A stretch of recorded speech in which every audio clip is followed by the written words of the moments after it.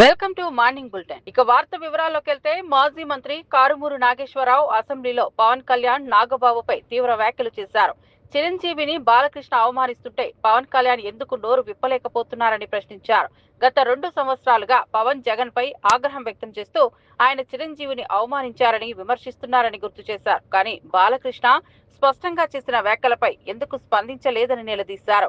జనసేన కార్యకర్తలంతా బాలకృష్ణ వ్యాఖ్యలను ఖండిస్తున్నప్పటికీ పార్టీ అధినేత పవన్ కళ్యాణ్ నిశ్శబ్దంగా ఉండటం ఆశ్చర్యకరమని అన్నారు. ప్రజలకు అన్నదమ్ములుగా ఉన్న నాగబాబు, పవన్ కళ్యాణ్ కనీసం ఈ అంశంపై స్పందించి చిరంజీవి గౌరవాన్ని కాపాడాల్సిన బాధ్యత తమదని కారుమూరి స్పష్టం చేశారు. మౌనం వహించడం అనేది నేరుగా అవమానాన్ని సమర్థించడమే అవుతుందని హెచ్చరించారు. నా అన్నని అవమానపరిచారు అన్న పవన్ కళ్యాణ్ గారు ఇవాళ మాట్లాడకుండా పడుకున్నారు. ఆయన వాళ్ళ అన్నయ్య డైరెక్ట్ అసెంబ్లీలో ఏదో రాజకీయంగా బయట మాట్లాడుతున్నారు. అసెంబ్లీలో రికార్డ్ అవుద్ది. ఆ అసెంబ్లీలో చిరంజీవి గారిని పట్టుకుని మరి మాటలంటే ఇవాళ మాటలు రావట్లేదు, పెగలట్లేదు.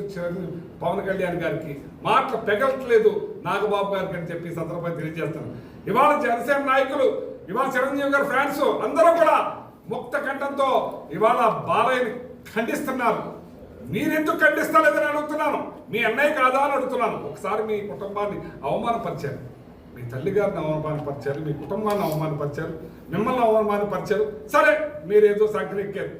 ఈ రోజున డైరెక్ట్ అసెంబ్లీలో మీ నాన్నగారిని అంటే మీరు నోరు ఎందుకు ఇప్పట్లేదని చెప్పి ప్రశ్నిస్తున్నానని చెప్పి సందర్భంగా తెలియజేస్తారు. హైదరాబాద్ హైటెక్స్ లో బీజేపీ ఈ నెల 30న భారీ స్థాయిలో కార్యక్రమం నిర్వహించబోతోంది. ఈ సమావేశానికి 15,000 మందికి పైగా హాజరు కానున్నట్లు పార్టీ వర్గాలు వెల్లడించాయి. ప్రధానమంత్రి నరేంద్ర మోదీ జీవిత చరిత్ర ఆధారంగా రూపొందించిన మేరా దేశ్ బహాలేది the untold story of Narendra Modi ప్రదర్శన ప్రధాన ఆకర్షణగా నిలవనుంది. ఈ ప్రదర్శనలో మోదీ చిన్ననాటి జీవితం, రాజకీయ ప్రస్థానం, దేశ అభివృద్ధి కోసం చేసిన కృషి వంటి అంశాలు ప్రత్యేకంగా చూపించబోతున్నారు. కార్యక్రమం ఏర్పాట్లను కేంద్ర మంత్రి కిషన్ రెడ్డి, రాష్ట్ర అధ్యక్షుడు రామచంద్రరావు స్వయంగా పరిశీలించారు. ఈ కార్యక్రమం ద్వారా మోదీ ఆలోచనలను, ఆయన ప్రయాణాన్ని ప్రజలకు దగ్గర చేయడమే లక్ష్యమని తెలిపారు. బీజేపీ శ్రేణులు దీన్ని విజయవంతం చేసేందుకు జోరుగా కసరత్తు చేస్తున్నారు.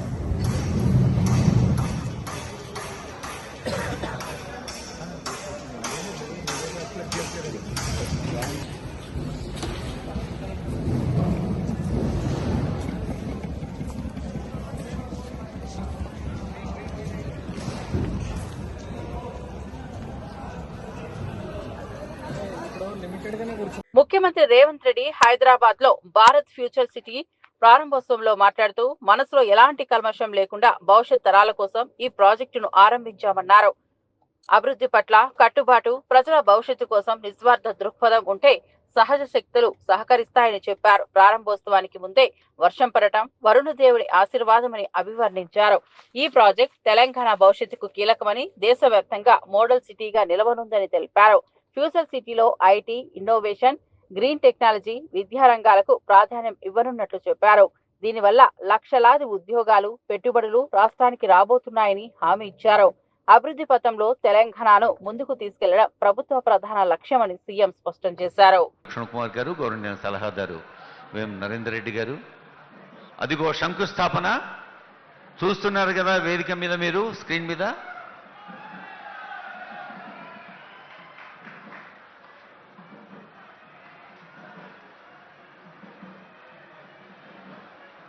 శంకుస్థాపన మహోత్సవాన్ని వారి సువర్ణ హస్తాలతో చేసిన ముఖ్యమంత్రి గారికి మీ అభినందనలు అందించండి, గట్టిగా చప్పట్లు కొట్టి.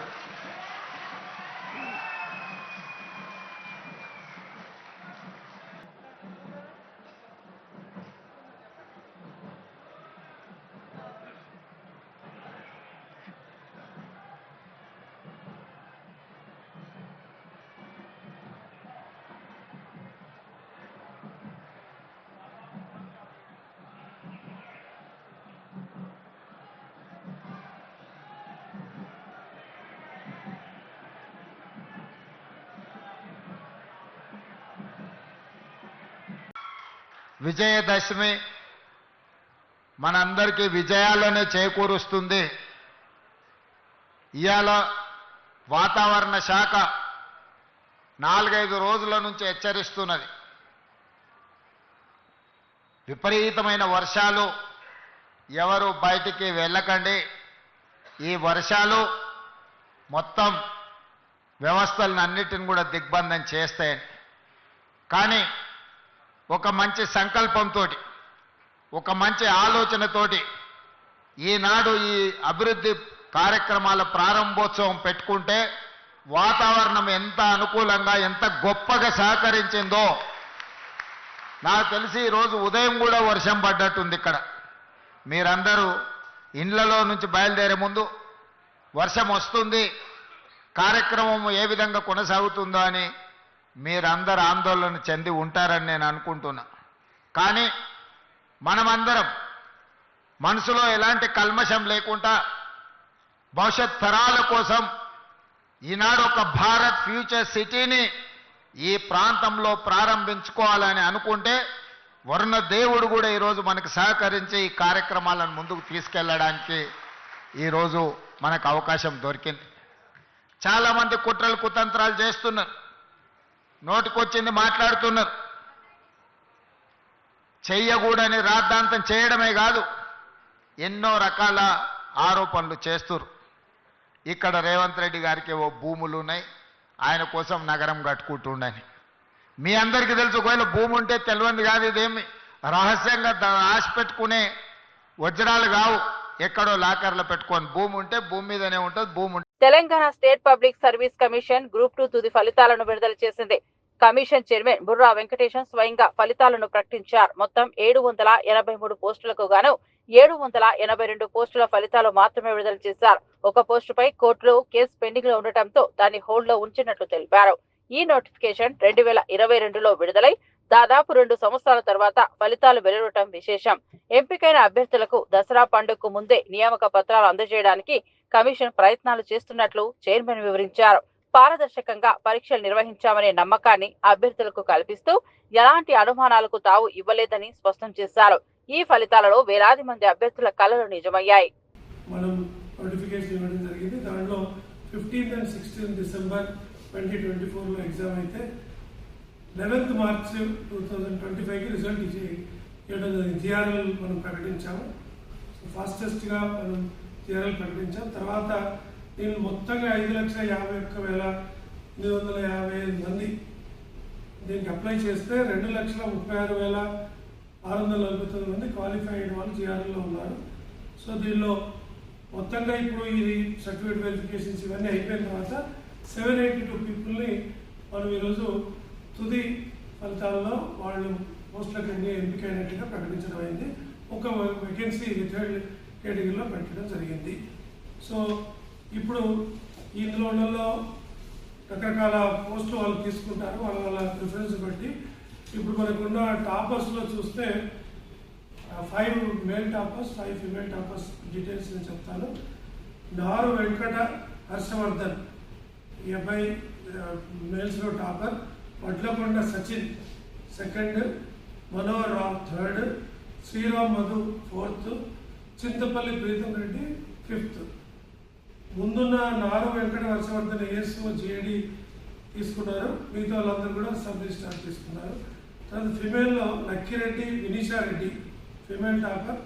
తర్వాత మైకాడి సుస్మిత, ఉప్పు శ్రీవేణి, వీరం రెడ్డి శ్రీలత, గొట్టి ముక్కల స్నేహ, వీళ్ళు టాప్ 5లో ఉన్నారు.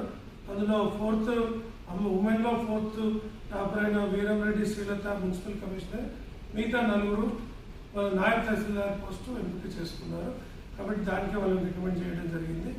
సో ఓవరాల్గా అతి తక్కువ కాలంలోనే మనం ఎగ్జామ్ కండక్ట్ చేసిన తేదీ నుండి ఈ రిజల్ట్స్ వితిన్ 1 year లోపలనే మనం ఇవ్వడం అయింది. 15th, 16th December 2024లో పెడితే మనం సెప్టెంబర్లోనే, అంటే 10 months టైంలోనే మనం ఈ రిజల్ట్ ప్రకటించడం అయింది. అందులో కొంత గ్రూప్ 1తో లింకేజ్ ఉండడం వల్ల కొద్దిగా లేకుంటే ఇంకా ముందు అయిపోయింది. So we congratulate all the winners in the show. Thank you. అసెంబ్లీలో చంద్రబాబు ప్రసంగం పూర్తిగా అబద్ధాలతో నిండిపోయిందని మాజీ మంత్రి గుడివాడ అమర్నాథ్ విమర్శించారు. సూపర్ 6 హామీల్లో చాలా వరకు అమలు జరగలేదని ప్రజలు చెబుతున్నారు. అరకొర హామీలు అమలు చేసి సక్సెస్ మీటింగులు పెట్టడం ప్రజల కళ్ళల్లో పొగరేపడం మాత్రమేనని అన్నారు. చంద్రబాబు ప్రసంగాన్ని ఫ్లాప్ సినిమాకి 100 డేస్ ఫంక్షన్ తో పోల్చుతూ ఎద్దేవా చేశారు. లోకేష్, చంద్రబాబు ఇద్దరు ప్రచారంతోనే బతికేస్తున్నారు. ప్రజలకు ఇచ్చిన వాగ్దానాలు నెరవేర్చడంలో పూర్తిగా విఫలమయ్యారని ఆరోపించారు. నువ్వు అధికారంలోకి వచ్చినటువంటి నాటి నుండి అమలు చేసేటువంటి దానికి ప్రయత్నం చేయాలి తప్ప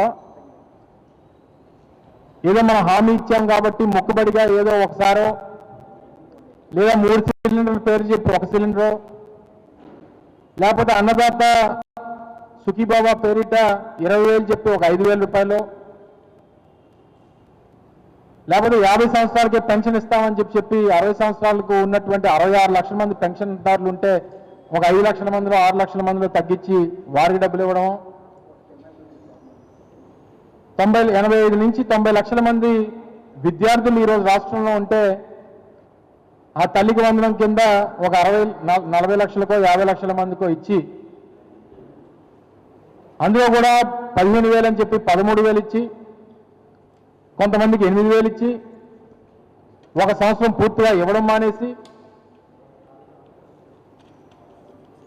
ముఖ్యంగా చదువుకున్నటువంటి యువత ఉద్యోగావకాశాలు లేక ఇబ్బందులు పడుతున్నటువంటి యువత ఎవరైతే ఉన్నారో వారందరికీ నిరుద్యోగ భృతి ఇస్తాను, నెలకి 3,000 రూపాయలు అందిస్తాను, సంవత్సరానికి 5 లక్షలు 4 లక్షల మందికి చెప్పిన 5 సంవత్సరాలు 20 లక్షల మందికి ఉద్యోగాలు ఇస్తాను, లేకపోతే వారికి నిరుద్యోగ వృత్తి ఇస్తానని చెప్పి వారికి ఎగనామా పెట్టేసి 18 సంవత్సరాలు నిన్నటువంటి మహిళలకి ప్రతి నెల 1,500 రూపాయలు ఇస్తానని చెప్పినటువంటి ఈ పెద్ద మనిషి అసలు దాన్ని పూర్తిగా దాన్ని ఎత్తిపెట్టేసి ఏదో P4 అని చెప్పి కొత్తగా ఏదో విధానం చెప్తాడు. అది ఎవరికి అర్థం కాదు. ఏ ఒక్క స్కీము కూడా 2024-25 అయితే ఏ స్కీము లేదు.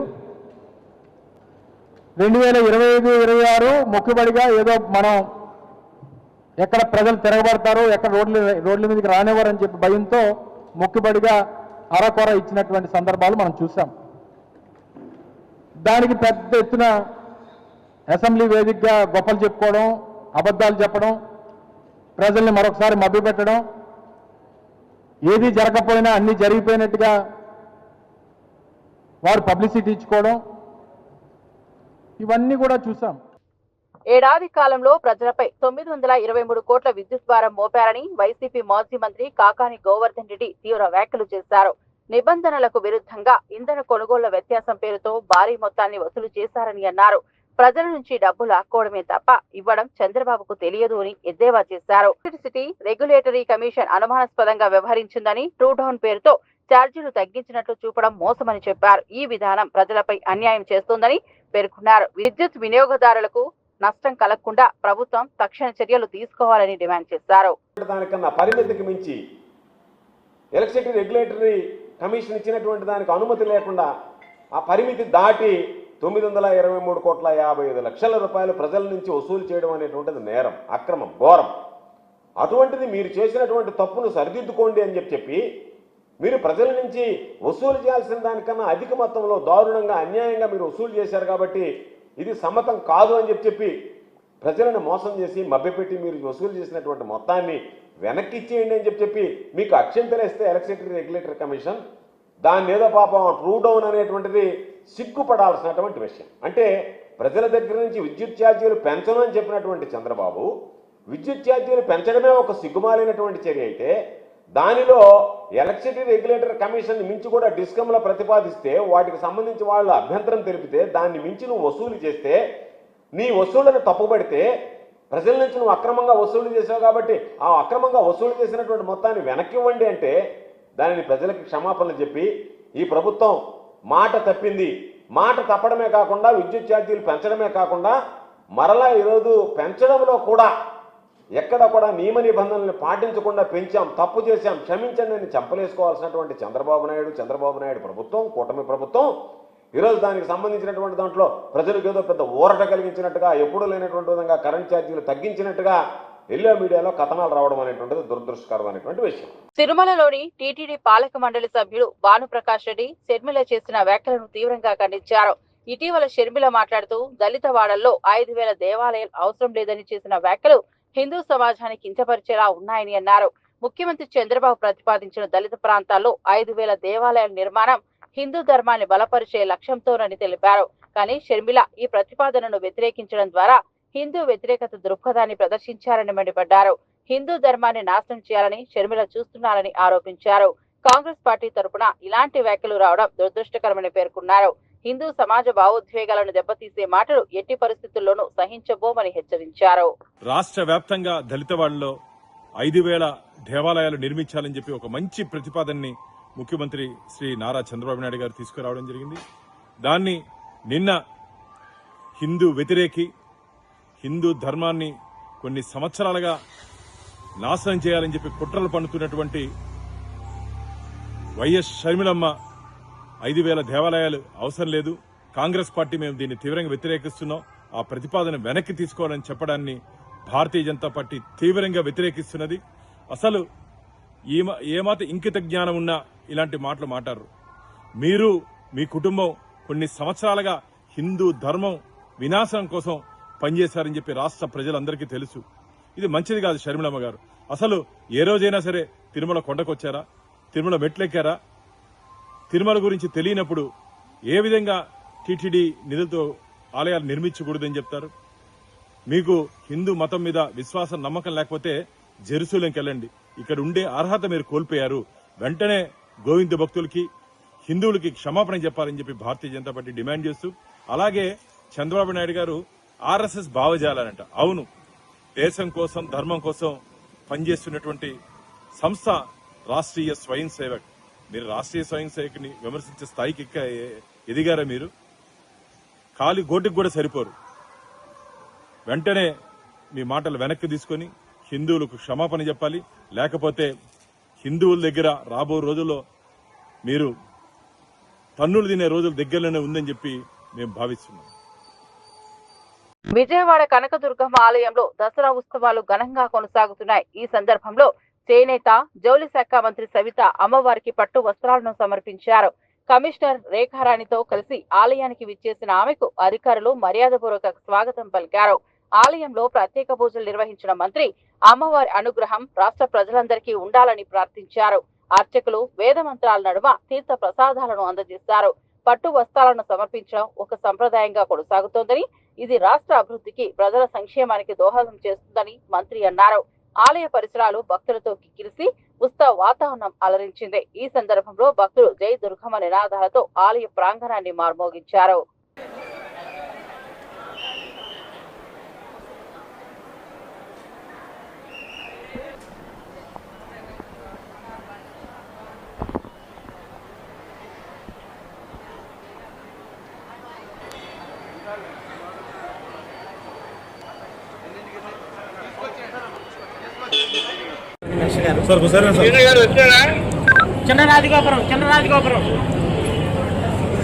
చిన్నరాజగోపురం రీచ్ అవుతామండి.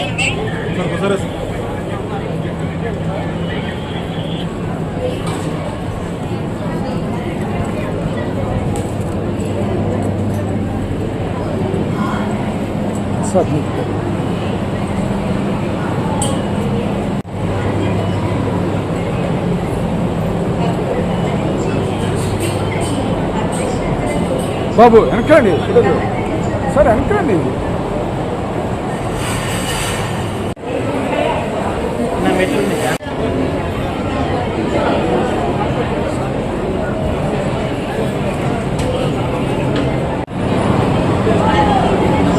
ముందు ముందు ముందు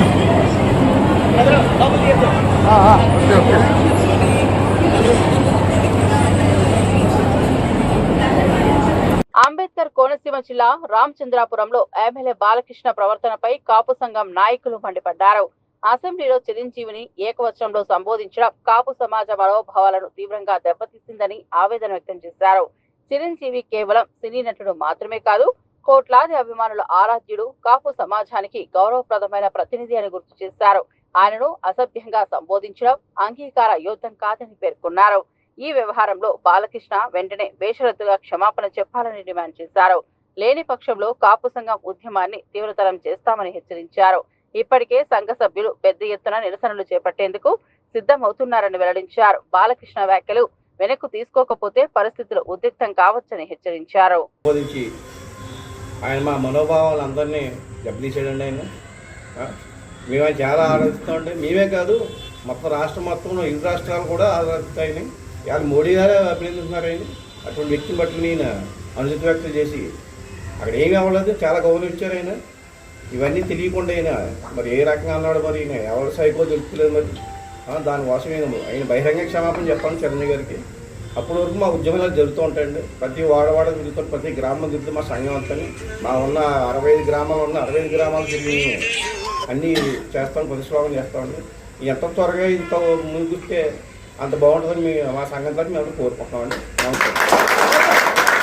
BRS working president KTR Almatti ప్రాజెక్టులపై వ్యాఖ్యలు చేస్తూ సీఎం రేవంత్ రెడ్డిపై విమర్శలు గుప్పించారు.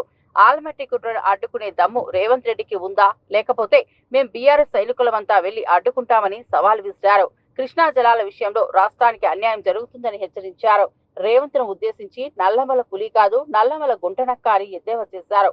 అచ్చంపేట నుంచి పారిపోయి కొడంగల్కు వచ్చిన రేవంత్ ను ప్రజలు తిరస్కరించారని అన్నారు. ఈసారి కూడా కొడంగల్ ప్రజలు ఆయనను తరిమేస్తారని కేటీఆర్ వ్యాఖ్యానించారు. కృష్ణా జలాల విషయంలో కాంగ్రెస్ ప్రభుత్వం అలసత్వం ప్రదర్శిస్తోందని ఆరోపించారు. రాష్ట్ర ప్రయోజనాల కోసం బీఆర్ఎస్ ఎప్పుడూ ముందుంటుందని అన్నారు. కేసీఆర్ గారు మాత్రమే, అందుకే కేసీఆర్ దండుగా మేము ఇవాళ అచ్చంపేట గడ్డ మీద నుంచి అడుగుతా ఉన్నాం ముఖ్యమంత్రి రేవంత్ రెడ్డిని, కాంగ్రెస్ ప్రభుత్వాన్ని, నీకు దమ్ముందా ఆల్మట్టిని ఆపేది, లేదా ఈ గులాబీ దండు బయలుదేరి అక్కడ పోయి అడ్డుకోవాలా చెప్పమని చెప్పి నేను అడుగుతా ఉన్నా. నీకు దమ్ముంటే, నీ ప్రభుత్వానికి తెగింపుంటే రాహుల్ గాంధీ దగ్గరికి పిలిపి కర్ణాటక ముఖ్యమంత్రిని ఎట్లా కృష్ణా నదిని మా నల్లగొండకు, పాలమూరుకు, మా రంగారెడ్డికి కాకుండా చేస్తావు, ఎట్టి పరిస్థితుల్లో దీన్ని ఒప్పుకోం అని చెప్పి రాహుల్ గాంధీతో చెప్పి ఆల్మట్టి దగ్గర 70,000 కోట్లతోని వాళ్ళు ఏదైతే ఎత్తు పెంచే ప్రయత్నం చేస్తున్నారో దాన్ని వెంటనే ఆపేయి.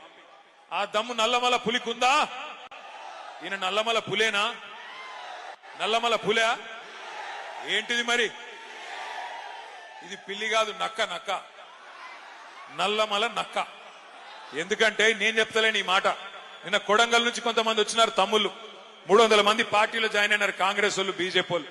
వాళ్ళు చెప్తున్నారు, అన్నా ఈ నక్క అచ్చంపేటకెళ్ళి పారిపోయి మా కొడంగల్కి వచ్చింది, ఈసారి తరిమి కొడితే మరి కల్వకుర్తి పోతుందో అచ్చంపేట పోతుందో వాళ్ళకు కూడా చెప్పురా అని చెప్పినారు. అసెంబ్లీలో మాజీ మంత్రి కామినేని శ్రీనివాస్ చేసిన వ్యాఖ్యలు రాజకీయ రంగంలో కలకలం రేపాయి. సినీ ప్రముఖులపై అవాస్తవ ఆరోపణలు చేసి ఆ తర్వాత మాటలు రికార్డుల నుంచి తొలగించారని కోరడం సరైంది కాదని వైసీపీ ఎమ్మెల్యే తాటిపత్తి చంద్రశేఖర్ మండిపడ్డారు. చిరంజీవి రియాక్షన్ చూసి నాలుక ఖర్చుకోవడం రాజకీయ బాధ్యతకు తగదు.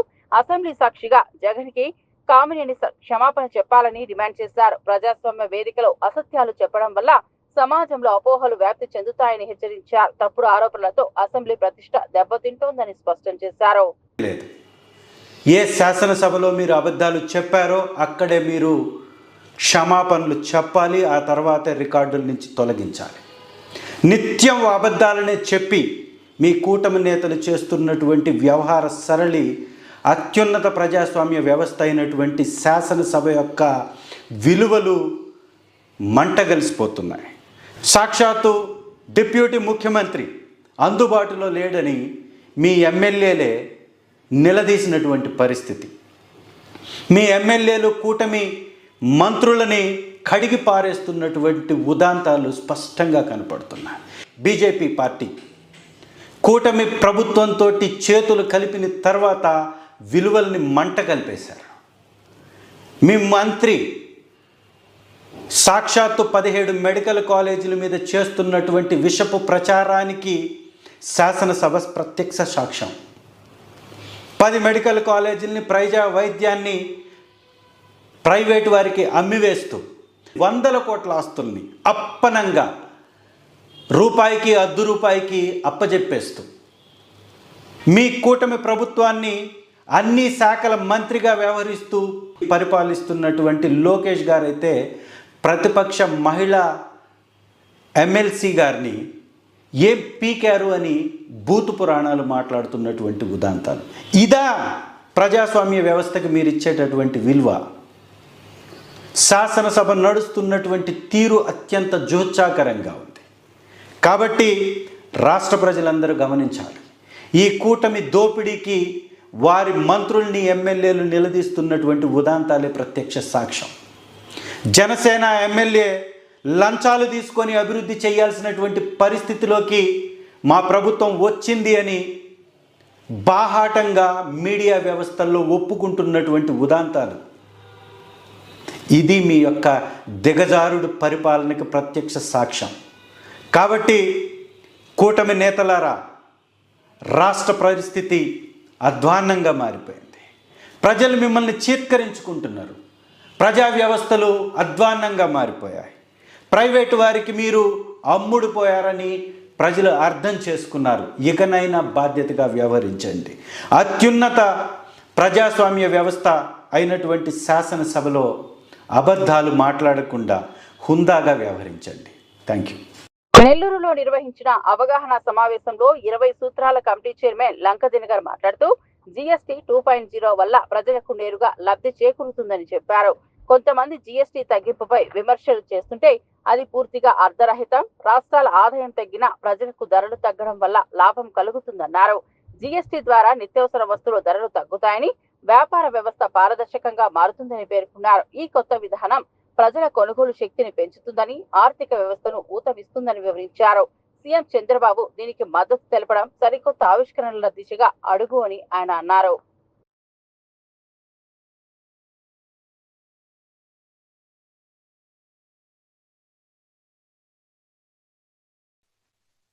శాసనసభలో కేంద్ర ప్రభుత్వం ప్రవేశపెట్టినటువంటి ఈ సంస్కరణని వాటికి ధన్యవాదాలు తెలియజేస్తూ ప్రధానమంత్రి నరేంద్ర మోడీ గారికి, అలాగే ఆర్థిక మంత్రి నిర్మలా సీతారామన్ గారికి ఒక తీర్మానాన్ని శాసనసభలో ప్రవేశపెట్టినటువంటి మొట్టమొదటి ముఖ్యమంత్రి చంద్రబాబు నాయుడు గారు. కొన్ని రాష్ట్రాల్లో ఉన్నటువంటి ముఖ్యమంత్రులు మా ఆదాయం తగ్గింది, మీ ఆదాయం తగ్గింది అంటే ప్రజలకి మేలు జరుగుతుంది, మరి మీకు ఆదాయం తగ్గితే కేంద్ర ప్రభుత్వం దోచుకుంది అనేటటువంటి వ్యాఖ్యలు చేయగలిగారు. అంటే అసంబద్ధమైనటువంటి అసహేతుకమైనటువంటి వాదనలు తెచ్చి ప్రజల్ని గందరగోళం పంచి ఏదైతే మేలు జరుగుతుందో మేలు చేసినటువంటి వ్యక్తుల్ని మర్చిపోయే విధంగా డైవర్ట్ చేయాలనేటువంటి ప్రణాళిక.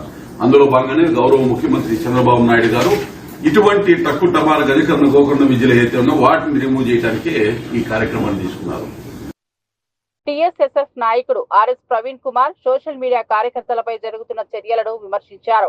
సీఎం రేవంత్ రెడ్డిని సోషల్ మీడియాలో ప్రశ్నిస్తే కార్యకర్తలపై రౌడీ షీట్లు తెరుస్తున్నారు, జైల్లో వేస్తున్నారు, వాళ్ల ఫోటోలను జైళ్లలో పెట్టేస్తున్నారని ఆరోపించారు. ఇది ప్రజాస్వామ్యానికి విరుద్ధమని వ్యాఖ్యానించారు. తెలంగాణను మోసం చేసిన కాంగ్రెస్, బీజేపీ నేతల ఫోటోలను జైల్లో పెట్టాలని డిమాండ్ చేశారు. ప్రభుత్వం వైఫల్యాలను కప్పిపుచ్చుకోవడానికే ఈ చర్యలు జరుగుతున్నాయని అన్నారు. ప్రజల హక్కులను కాపాడేందుకు యువత భయపడకుండా పోరాడాలని పిలుపునిచ్చారు. మాట స్వేచ్ఛను అణగదొక్కడానికి ప్రయత్నిస్తే సమాజం దానిని ఎప్పటికీ అంగీకరించదని హెచ్చరించారు. సోషల్ మీడియా ధ్వని ఆగదని ఆయన స్పష్టం చేశారు. మన మీద రౌడీ షీట్లు పెడతాడంట రేవంత్ రెడ్డి, మన బొమ్మలు పోలీస్ స్టేషన్లలో పెడతాడంట రేవంత్ రెడ్డి. మనం నిద్రపోతున్నప్పుడే మన ఇండ్ల నుంచి మనం ఎత్తుకపోయి జైల్లో పడేస్తాడంట. నిజంగా స్టేషన్లలో రౌడీ షీట్లలో ఉండాల్సిన వ్యక్తి పేరు ఏది? గట్టిగా చెప్పండి. తెలంగాణ ప్రజల పక్షాన ఉండి పోరాడుతున్న బీఆర్ఎస్ కార్యకర్తలు కాదు, ఈ రోజు తెలంగాణను నిలువున దోచుకుంటున్న ఈ కాంగ్రెస్ నాయకులు, ఈ బీజేపీ నాయకుల బొమ్మలు పోలీస్ స్టేషన్లలో ఉండాలి. అవునా కాదా మిత్రులారా? మొన్నటి వరకు నేను ఇంతకుముందు రామన్నతో నిజామాబాద్ జిల్లా నందిపేట మండలం పాతూరులోని దుర్గాదేవి మహాలక్ష్మి అవతారం సందర్భంగా ప్రత్యేక వేడుకలు జరిగాయి. ఈ సందర్భంలో 1,10,00,000 రూపాయలతో అమ్మవారిని అలంకరించడం విశేషం. బంగారు, వెండి ఆభరణాలతో పట్టు వస్త్రాలతో చేసిన ఈ మహాలంకరణ భక్తులను ఆకట్టుకుంది. దుర్గామాతను మహాలక్ష్మి రూపంలో అలంకరించడం ప్రాంతీయంగా మొదటిసారి జరగడంతో భక్తులు భారీ సంఖ్యలో తరలివచ్చారు. ఆలయ ప్రాంగణం నిండా భక్తుల హర్షధ్వానాలు, మంత్రోచ్చరణలతో మారుమోగింది. ప్రత్యేక పూజలు, హోమాలు, వేద పండితుల ఆశీర్వచనాలు నిర్వహించారు. ప్రాంతీయ దాతలు, గ్రామస్తులు ఈ అలంకరణకు ఆర్థిక సహకారం అందించారు. అమ్మవారిని దర్శించుకోవడానికి భక్తులు బారులు తీరగా స్థానిక అధికారులు కూడా ఏర్పాట్లను పర్యవేక్షించారు. ఈ వేడుకతో పాతూరు ప్రాంతం ఆధ్యాత్మిక వాతావరణంలో మునిగిపోయింది.